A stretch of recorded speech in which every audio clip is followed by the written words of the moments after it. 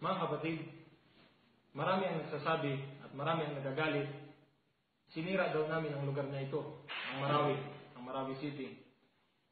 At maraming nagagalit at nagsasabi nang dahil sa aming mga mujahidin nakikipaglaban ngayon sa lugar na ito, sila ay natutulog sa mga evacuation center, sila ay nakapila sa mga relief center, at ang kanilang mga anak ay nagkakasakit, at kung ano-ano mga paghihirap ang kanilang nararanasan nang dahil sa pakikipaglaban namin. At marami pang nagagalit, naririnig namin, dahil nasira ang kanilang mga arerian, nawala ang kanilang mga kayamanan, nasunog ang kanilang mga bahay, at ang kanilang mga anak buhay na nalugi na. At sila'y galit na galit sa amin ngayong mga mujahidin nakikipaglaban dito. Mga kapatid, nais kong linawin at naway magising tayong lahat. Nakakalungkot na isipin ang katotohanan na ang mga Muslim ngayon ay galit na galit dahil sa mga bagay na ito. Galit sila dahil nasira ang bahay nila, nasunog ang bahay nila, nawala ang ari-arian nila, nalugi ang hanap buhay nila. Galit na galit sila sa mga bagay na ito. Ngunit hindi man lang sila nagalit. Ito ang nakakalungkot. Hindi man lang sila nagalit na yung syari'a ng Allah, ang salita ng Allah subhanahu wa ta'ala, ang karapatan ng Allah subhanahu wa ta'ala ay inagaw ng mga kufar. Ang karapatan ng Allah mamuno sa lugar na ito. Dito na lang sa lugar na ito. Sa Marawi o Saranao. Dito lang sa Saranao. Yung karapatan ng Allah mamuno sa lugar na ito ay inagaw ng mga kufar at pinamumuno ang kayo ng mga kufar ay hindi man lang kayo nagalit. Hindi man lang kayo nagalit na ang karapatan ng Allah subhanahu wa ta'ala na ang salita niya ang dapat masunod at magibabaw sa bansang ito o sa lugar na ito, Saranao, ay hindi man lang kayo nagalit. Ngunit nung nalugi ang hanap buhay nyo, nawala ang mga bahay nyo o nawala ang mga ari-arian nyo, nagalit kayo. Nasaan ang iman? Nasaan ang pagmamahal natin sa Islam? Nasaan ang pagmamahal natin sa Allah subhanahu wa ta'ala? Mas nararamdaman mo ang pagmamahal mo sa kayamanan mo, sa bahay mo, sa ari-arian mo, sa sasakyan mo? O sa hanap buhay mo, sa pera mo, kaysa sa pagmamahal mo sa Allah subhanahu wa ta'ala. Mga kapatid, hindi namin sinira ang bayang ito. Hindi namin sinira ang bansang ito. Hindi namin sinira ang lugar niyo.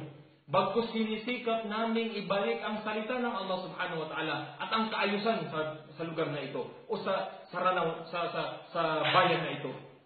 Mga kapatid, sinisikap namin ibalik ang kaayusan na maibalik ang salita ng Allah subhanahu wa ta'ala at batas ng Allah dito sa lugar na ito.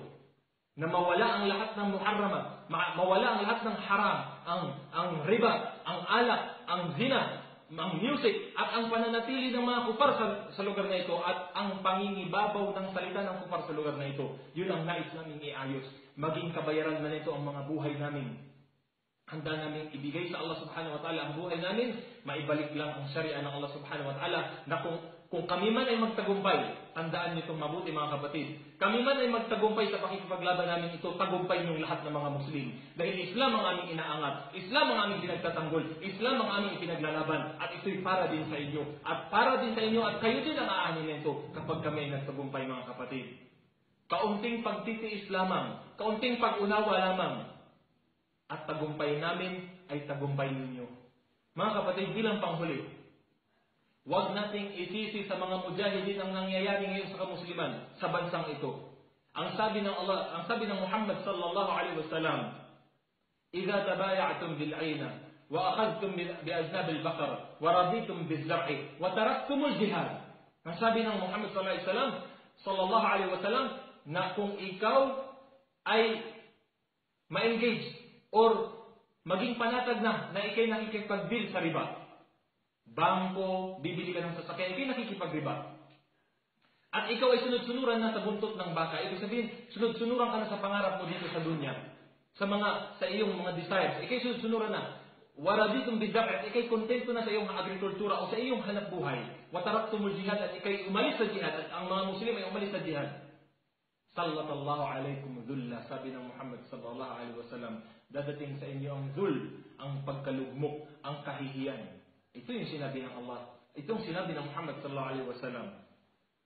Ang nangyayari sa inyo ngayong kamusliman ay hindi dahil sa amin, kundi dahil sa pag-iwan niyo sa jihad.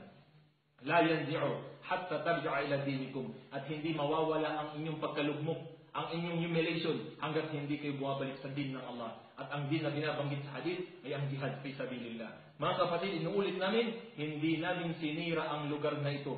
Bagkus pinipilit namin ibalik kung ano ang dapat na maibalik sa bansang ito. At ito ay pagiging bansang Muslim. Wa akhiru da'wana anil hamdulillahi rabbil alamin. Assalamu alaikum warahmatullahi wabarakatuh.